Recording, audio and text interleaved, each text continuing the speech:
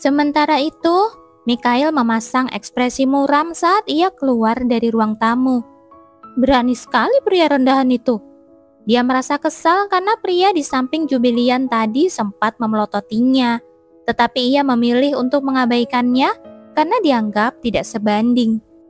Ia hanya akan terlihat bodoh jika melampiaskan amarahnya pada orang biasa yang tidak berarti.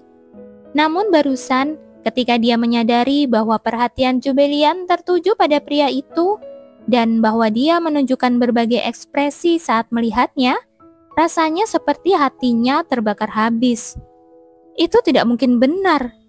Mikhail tidak mau mengakui kenyataan bahwa orang rendahan seperti itu mampu membangkitkan emosi seperti itu dalam diri Jubilian. Karena alasan inilah, Mikhail akan menatap Max dengan mata haus darah setiap kali Jubilian mengalihkan pandangannya.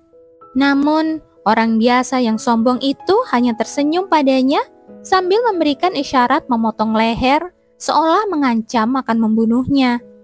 "Aku akan membunuhmu, dasar bajingan sombong." Mikhail meninggalkan rumah besar itu untuk mencari Max. Saat melewati daerah sepi, dia mendengar suara pelan yang mengucapkan kata-kata kasar. Keluar dari sana butuh waktu yang lama juga ya. Max yang baru saja menghina seorang bangsawan menatap Mikhail dengan mata merahnya. Dia berdiri di tempat yang agak remang-remang.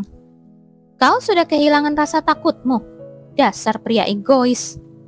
Salah satu kebajikan para kesatria kekaisaran adalah tidak mudah membanggakan kekuatan mereka.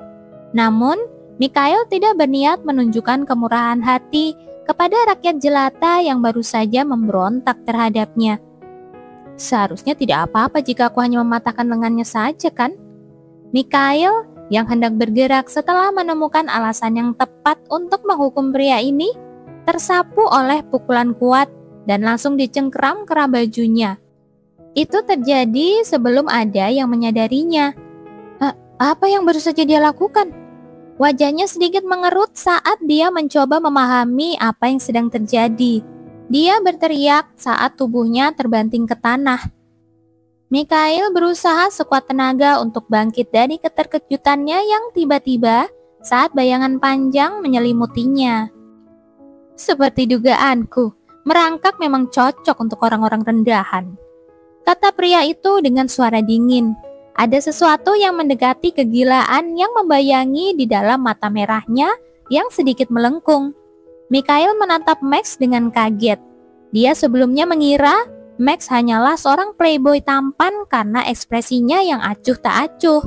Namun, gerakan cepat yang baru saja ditunjukkannya dan tekanan luar biasa dari mata merahnya terasa sangat berbeda dari pria yang sama yang dilihatnya beberapa waktu lalu. Pria ini sebenarnya siapa dia? Rasa perih di tubuh Mikhail menjadi pengingat yang terus-menerus bahwa pria di depannya sangat berbahaya. Meskipun begitu, ia tidak mau mengalah. Jubilian adalah wanita yang mengikutinya tanpa menyadari bahaya yang mengintainya. Ia tidak tahu apakah wanita itu polos atau bodoh, tetapi cara wanita itu tersenyum padanya, bahkan ketika ia terang-terangan menunjukkan bahwa ia tidak menyukainya, membuat perutnya mual. "Aku tidak bisa membiarkan pria berbahaya seperti dia dekat dengan wanita bodoh itu," putusnya. Meskipun wanita itu mungkin memiliki banyak kekurangan, Jubilian tetaplah miliknya. Mikhail tidak bisa tidak merasa terganggu oleh kenyataan bahwa pria parasit seperti Max telah menempel padanya.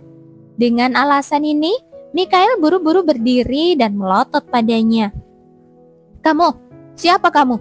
Dan apa yang membuatmu berpikir kamu bisa berada di dekat Jubilian?" "Itu bukan urusanmu," jawab Max sambil sedikit mengernyitkan alisnya. Mendengar nada bicara Max yang aneh, Mikhail menghunus pedangnya tanpa ragu dan mengarahkan ujungnya ke leher Max. "Katakan padaku," desaknya. Ujung pedang peraknya tak bergeming sedikit pun. Mikhail sudah siap untuk menebas lawannya tanpa ampun jika Max terus berkata omong kosong. Meski nyawanya terancam, Max tetap tenang. Bukankah Jubilian sudah memberitahumu? Kami sepasang kekasih. Begitu mendengar kata-kata itu, Mikhail merasa marah. Ia ingin segera menebas leher pria sombong itu, tetapi mengurungkan niatnya karena tidak yakin dengan reaksi Jubilian. Mikhail menahan sedikit kesabaran yang tersisa dan meninggikan suaranya. Omong kosong, tidak mungkin dia mencintai makhluk seperti dirimu. Siapa kamu? Apa tujuanmu? Mikhail Albert Hessen, letakkan pedang itu. Sebuah suara dingin dan kejam memotong pembicaraannya. Mikhail tersentak. Ia tidak pernah menyangka akan mendengar wanita itu memanggil namanya dengan suara seperti itu. Letakkan pedang itu sekarang juga, ulangnya. Mendengar nada bicaranya yang tajam dan memerintah, tangan Mikhail yang memegang pedang jatuh tak berdaya ke sampingnya. Jubilian. Ia memanggil namanya dengan penuh penyesalan, namun yang ia terima hanyalah tatapan dingin. Bukan Jubilian, panggil aku Lady Floyen. Tolong jangan bersikap tidak sopan, Sir Hessen, katanya. Meskipun perbedaan status keluarga Duke dan Marquis mungkin hanya satu tingkat, perbedaan itu tidak dapat dianggap remeh. Selama menjalin hubungan dengan Jubilian yang memiliki status lebih tinggi darinya, Mikhail tidak pernah merasakan perbedaan ini. Dulu, wanita itu selalu memperlakukannya dengan ramah tanpa ada jarak.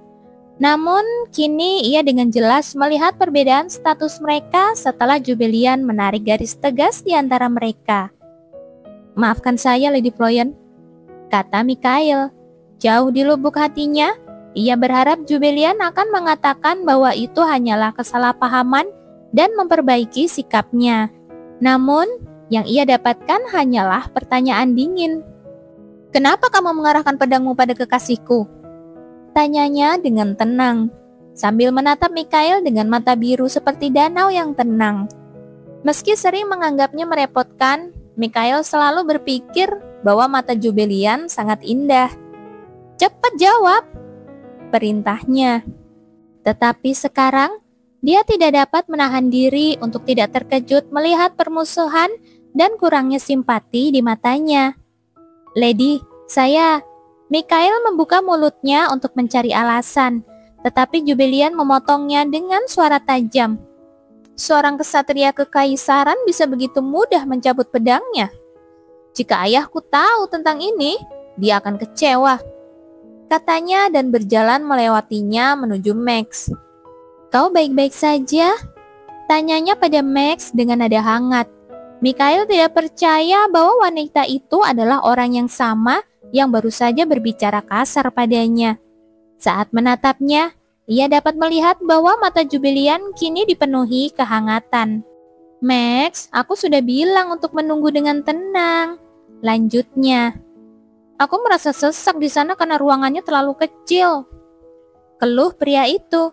Jubilian mendesah dan menahan diri untuk tidak berkomentar tentang pembicaraan informal Max. Kau pasti merasa terkekang, maafkan aku. Mikhail mengerutkan kening saat mendengar Jubilian meminta maaf, bukannya Max. Kenapa dia yang meminta maaf? Padahal dia tidak melakukan kesalahan apapun. Kemudian dia teringat momen di masa lalunya yang mirip dengan kejadian yang sedang terjadi di hadapannya. Itu adalah hari ketika dia kesal pada Jubilian karena dia berkunjung setelah latihannya selesai. Oh, kau pasti lelah. Maafkan aku, katanya. Sebenarnya, dia tidak kesal karena dia lelah. Dia bereaksi seperti itu karena dia tahu Jubilian akan menerimanya apapun yang terjadi. Bagi Mikhail, Jubilian adalah orang yang paling nyaman untuk diajak bergaul dan seseorang yang selalu bisa diajaknya melampiaskan amarahnya. Baru sekarang dia menyadari betapa buruknya dia memperlakukan Jubilian. Mengapa aku melakukan itu? Pikirnya sambil menatap Jubilian dengan sedih. Ia dapat melihat Jubilian mengulurkan tangannya yang kecil dan kurus kepada Max. Ayo pergi, katanya. Mikhail mengepalkan tangannya saat melihatnya. Mata yang hangat, suaranya yang tenang dan menyenangkan, dan bahkan tangannya yang kecil dan kurus, semuanya awalnya adalah miliknya. Dia tidak bisa kehilangannya karena pria berbahaya dengan identitas yang tidak diketahui ini. Sebelum dia bisa memikirkan tindakannya, Mikhail dengan marah melangkah menuju Jubilian dan meraih pergelangan tangannya.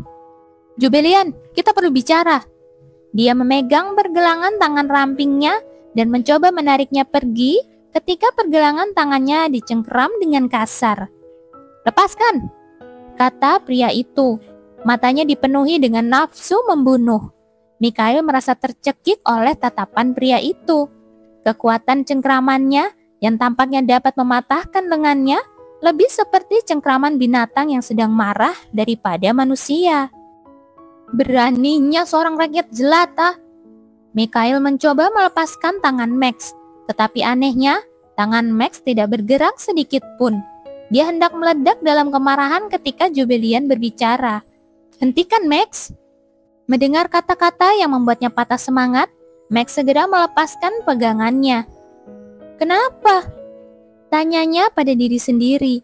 Ia meragukan perilakunya sendiri ketika teringat kata-kata yang pernah diucapkannya sebagai bentuk perlawanan, bahwa dia sudah menemukan kelemahannya.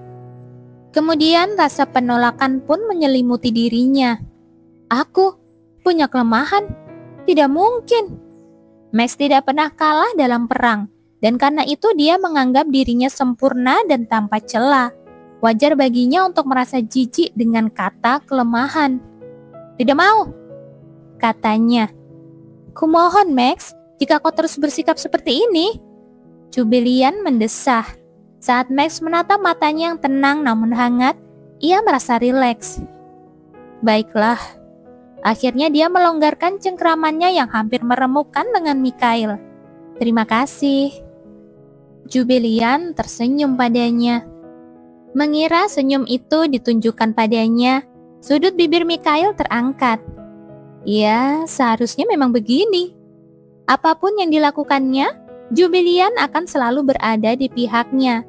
Senyum Mikhail semakin lebar saat ia mendapatkan kembali kepercayaan dirinya atas keyakinannya yang goyah. Jubilian yang telah menatap Max sepanjang waktu menoleh ke arahnya. Apakah dia akhirnya melihatku?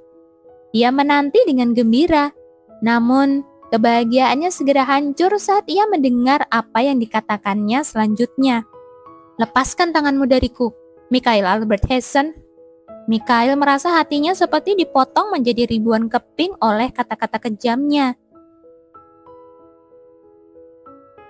Aku bisa melihat ekspresi terkejut di wajah Mikhail begitu aku selesai berbicara.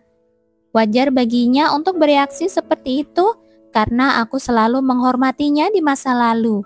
Ini adalah pertama kalinya aku menunjukkan kepadanya kekuatan otoritasku. Seharusnya dia bersikap seperti ini padaku sejak awal. Lagi pula, aku secara pribadi telah menurunkan standarku untuk seorang pria dengan status yang lebih rendah.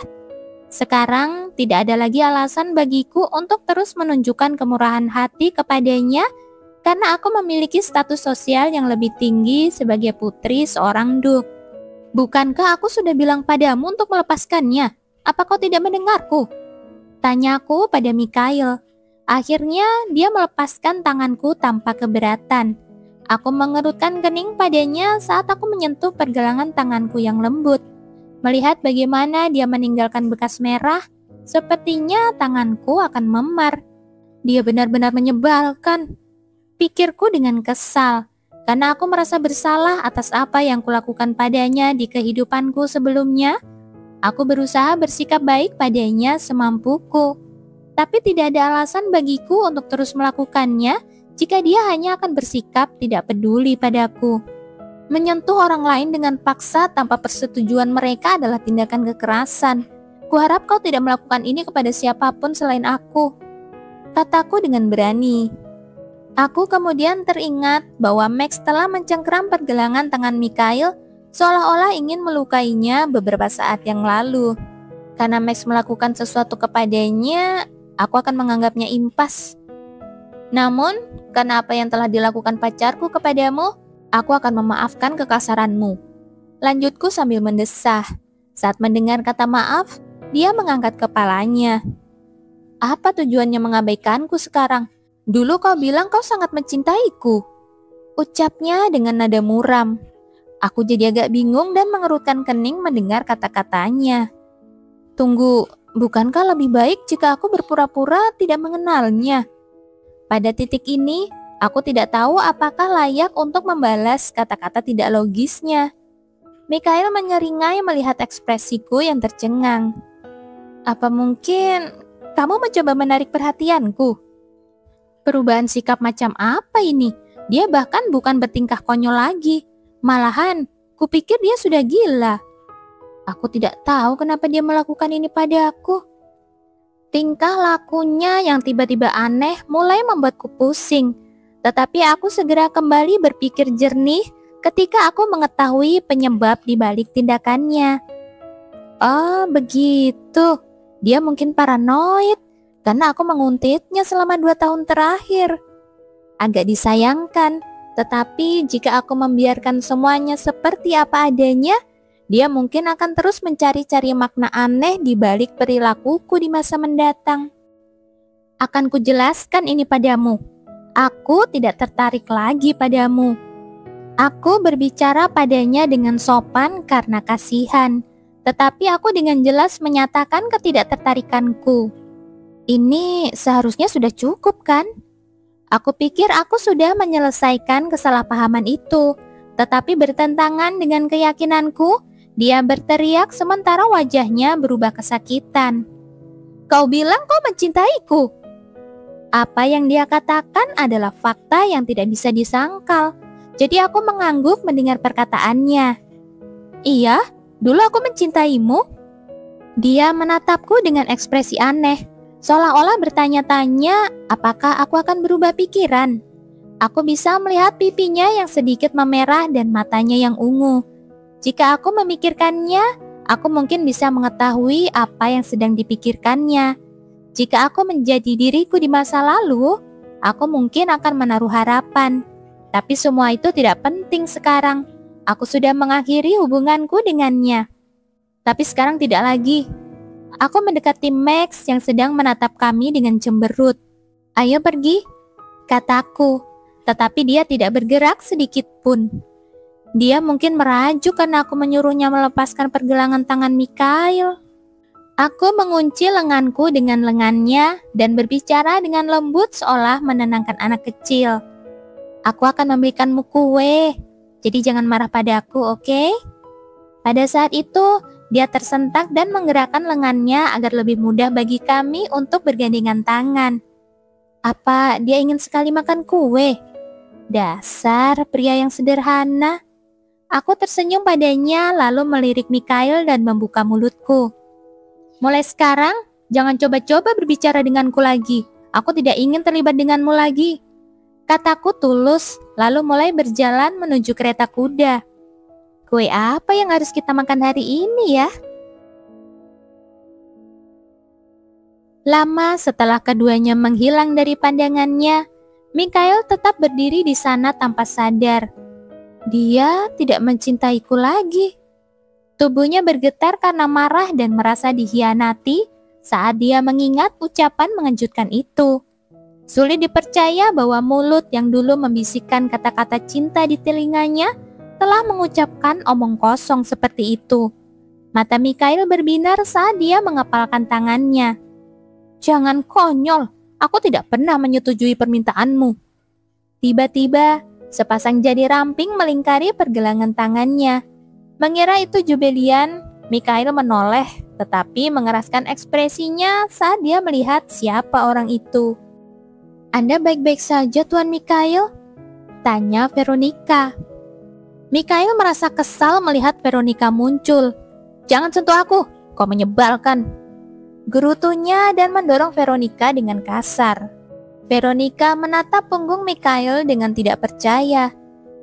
Bagaimana bisa dia melakukan ini padaku? Ia hampir menangis ketika suara Jubilian yang sangat muram muncul di benaknya. yang mengatakan bahwa dulu dia juga diabaikan. Veronica salah memahami perkataannya karena ia mengira Jubilian sedang menertawakannya. Namun kini ia tahu apa yang dimaksud wanita itu saat melihat tatapan matanya yang penuh rasa kasihan. Oh, kamu juga mengalami hal yang sama. Veronica tertawa putus asa saat air mata mengalir di pipinya. Ayah, aku tidak mau menikah. Mempersembahkan psikopat tidak bisa mengajari seekor kucing. Kenapa harus si sialan itu? Dia duluan yang mencari masalah. Sikapnya kurang ajar, seperti orang yang tidak berpendidikan. Kau salah, Mikhail. Max sudah mendapat cukup pendidikan. Dia hanya kurang ajar. Tidak masalah, mau dia kurang ajar atau apa. Dia adalah pria yang akan menyelamatkanku dari putra mahkota. Pesta teh yang sengaja dihadiri Max untuk menindas Mikhail akhirnya selesai. Nantikan episode selanjutnya ya.